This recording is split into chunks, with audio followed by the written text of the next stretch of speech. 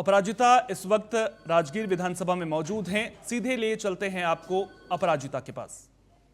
अपराजिता, अगर राजगीर विधानसभा सीट की बात करें तो कौन से मुद्दे वहां पर हावी नजर आ रहे हैं? विधानसभा चुनाव से पहले क्या कुछ समीकरण बनते हुए नजर आ रहे हैं? जी बिल्कुल सोहन, बिहार में विधानसभा चुनाव है और ऐसे में जैसे जैसे चुनाव की तारीख नज़दीक आ रही है वैसे वैसे पक्ष और विपक्ष लगातार अपनी टीम लेकर के बिहार में सक्रिय होते हुए नजर आ रही है। और हमारी टीएनपी की टीम भी जो है वह लगातार हर एक गांव, हर एक क्षेत्र और विधानसभा में जाकर लोगों से बात कर रही है, उनकी परेशानी जानने की कोशिश कर रही है और उनके चुनावी मुद्दे भी जानने की कोशिश कर रही है। इसी कड़ी में जो आज हमारी मौजूदगी है वो है नालंदा जिले के राजगीर विधानसभा में। अगर इस जगह की हम बात करें तो राजगीर जो है, जैसा आपने बताया सोहन, कि ये अपने इतिहास और धार्मिक स्थल की वजह से भी जाना जाता है और इस जगह से गौतम बुद्ध और महावीर का भी एक गहरा संबंध रहा है। लेकिन इस जगह का अपना एक राजनीतिक महत्व भी माना जाता है। अगर बात करें यहाँ की राजनीतिक कि तो यहाँ से कौशल किशोर जो जेडीयू के हैं, उन्होंने जीत दर्ज की थी 2020 में और जनता के भरोसे से यहाँ पर जीत करके आए थे। लेकिन एक और वजह से अभी राजगीर जो है बहुत ज़्यादा चर्चा में बना हुआ है। उसका कारण है राहुल गांधी और महागठबंधन। हमने देखा कि अभी राहुल गांधी जो है बिहार में यात्रा निकाल रहे हैं, वोट अधिकार यात्रा निकाल रहे हैं और लगातार जनता के संपर्क में बने हुए उन्हें बताने की कोशिश कर रहे हैं कि किस प्रकार से लोकतंत्र का हनन हो रहा है, वोटें काटी जा रही हैं, वोटें चोरी हो रही हैं, तो जनता इस चीज से जागरूक हो। ऐसे में हमने देखा कि 3 दिन की उनकी यात्रा चली और राजगीर पे आकर के आज यहाँ पर विराम मिला है। तो ऐसे में जनता से जानना बहुत ज़रूरी हो जाता है कि आखिर जनता इस पूरे यात्रा को और बिहार में चुनाव को किस तरीके से देख रही है। और सबसे बड़ा सवाल यहाँ पर है कि राजगीर की हमेशा बात की जाती है क्योंकि ये एक पर्यटन स्थल भी है, तो यहाँ पर कितना विकास हुआ है हमने लगातार देखा है कि चुनाव के दौरान, लोकसभा चुनाव की जब बात होती है तो सत्ता पक्ष बिहार में जो है वो राजगीर गया की दुहाई देते हैं हुए नजर आते हैं कि यहाँ पर बहुत तरह के विकास हुए हैं। धार्मिक दृष्टिकोण से बात करें, पर्यटन दृष्टिकोण से बात करें, तो हर तरीके से यहाँ पे विकास हुआ है। तो ऐसे में जनता ये चीज़ डिसाइड करेगी कि आखिर कितना विकास हुआ है। इसलिए आज हमारी मौजूदगी राजगीर में है और डायरेक्ट हम जनता से ही जुड़ेंगे और जानेंगे कि कितना यहाँ पर विकास हुआ है। जी सर, मैं आपसे जानना चाहूँगी कि आपके इस राजगीर का कितना विकास हुआ है इन 5 सालों में, बताइए। राजगीर का विकास तो बहुत हुआ है, लेकिन हमारा ऐतिहासिक धरोहर पीछे जा रहा है, इस पर किसी का ध्यान नहीं है। सबसे बड़ा ऐतिहासिक धरोहर हमारा है पुरातत्व, जिसमें जरासंध पूजा करते थे। वो क्या है, कौन मंदिर जी वहाँ? सिद्धनाथ का। उसका जीर्णोद्धार आज तक नहीं हुआ। न तो आर्कियोलॉजिकल करा रहा है, हम लोग कराना भी चाहते हैं, इसमें आर्कियोलॉजिकल और सरकार बाधक बन जाती है। हमारा राजगीर का सबसे बड़ा धरोहर ग्राम जल झरना है, जिसके बारे में न तो सरकार की कोई ध्यान है, न स्थानीय प्रशासन का ध्यान है, न पुरातत्व विभाग का ध्यान है, न केंद्र सरकार का ध्यान है। इन सबों को उपेक्षा करके हम चाहें बोलते रहें, ढोल पीटते रहें कि राजगीर का विकास हुआ, तो इसे मानना असंभव तो नहीं, लेकिन मूर्खतापूर्ण हो सकता है। क्योंकि राजगीर का विकास, राजगीर की उत्पत्ति हमारा गर्म झरना से और सिद्धनाथ से हुआ है और उस पर कोई आज तक के किसी सरकार ने कोई ध्यान नहीं दिया। आज हमारा जो पोखर है बंद है, झरना बंद के कगार पर है, तो राजगीर का विकास क्या हुआ? विनाश निश्चित रूप से हुआ है।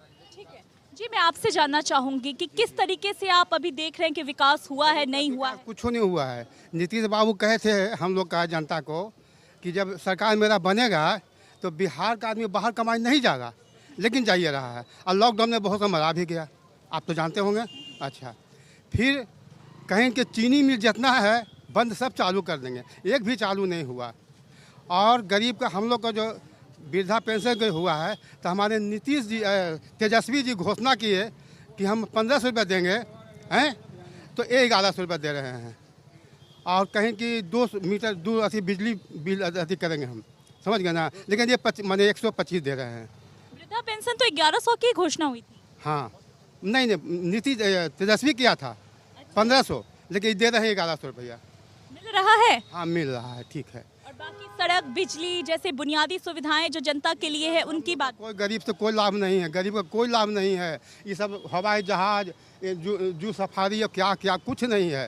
रोजगार तो है ही नहीं है। हम लोग का बाल बच्चा बाहर कमाया जा रहा है, तब जनी मनी पेट में रोटी आता है, नहीं तो कुछ नहीं है यहाँ। कुछ नहीं है, कुछ नहीं। राहुल गांधी जी यात्रा निकाल रहे हैं, लगातार बता रहे हैं कि वोट चोरी हो रहा है, उनकी इस यात्रा को आप कैसे देख रहे हैं? अच्छा देख रहे हैं हम लोग, अच्छा से देख रहे हैं। ठीक है। हाँ हाँ SIR समझते हैं हाँ हाँ समझते क्या हैं। होता है? मतलब नहीं नहीं बोले ठहरिए आप लोग। स्पेशल इंटेंसिव रिवीजन, जिसको लेकर के राहुल गांधी जो है लगातार यात्रा निकाल रहे हैं और जनता को बता रहे हैं कि वोट चोरी हो रहा है, लोकतंत्र का हनन हो रहा है, तो फर्जी वोटर। तो आपका वोटर लिस्ट में नाम है? हाँ है तो है। हाँ हाँ हाँ तो फिर राहुल गांधी कैसे सही बोल रहे हैं? क्या बोल रहे हैं वो? अच्छा ठीक है। ठीक है ठीक है। और भी लोग हैं, उनसे भी जानेंगे। जी सर, आप बताइए आपके राजगीर का कितना विकास हुआ है? विकास पर बोलें या फर्जी वोट? पहले आप विकास की बात बताइए। विकास तो जहाँ पर खड़ा है यहाँ पर मेला होता था, ये सब लोग जानते हैं। आज मार्केट ही बना हुआ है, विकास हुआ है। अब धरोहरों का विकास जो होना चाहिए वो उतना नहीं हुआ है, वहाँ पे नज़र नहीं गई है।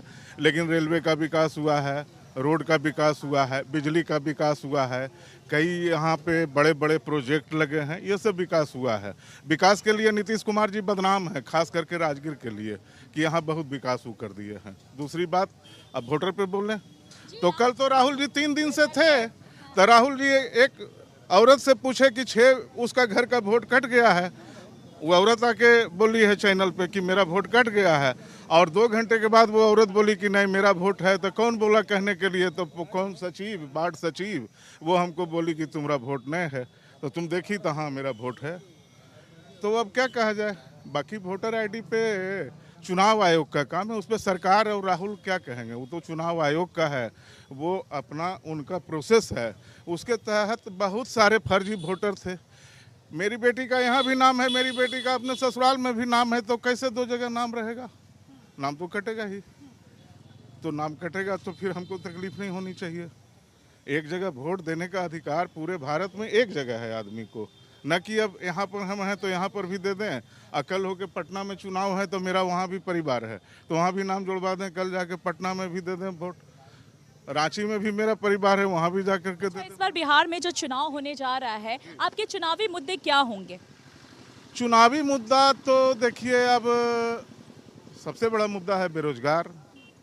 बेरोजगार बहुत बड़ा मुद्दा है, चूँकि वोटर अभी सबसे ज़्यादा, हम लोग तो बुजुर्ग में आ गए, सीनियर सिटीजन में आ गए, सबसे ज़्यादा वोटर है जो कि युवा है, और युवा के साथ सबसे बड़ा चीज़ है बेरोजगारी।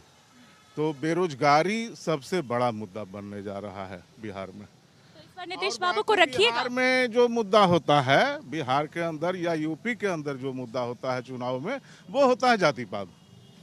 वो तो आप लोग से थोड़े छिपा हुआ है, तो वो टिकट ही सुनिए, मिलता है उसी आधार पर कि सुनिए किसकी जाति सर का सर वोट सर कहाँ कितना। सर, तो इस बार आप नीतीश बाबू को रखिएगा या फिर उनको दरकिनार कीजिएगा? कोई विकल्प मिलेगा तो दरकिनार स्वयं हो जाएंगे, बस यही बात है।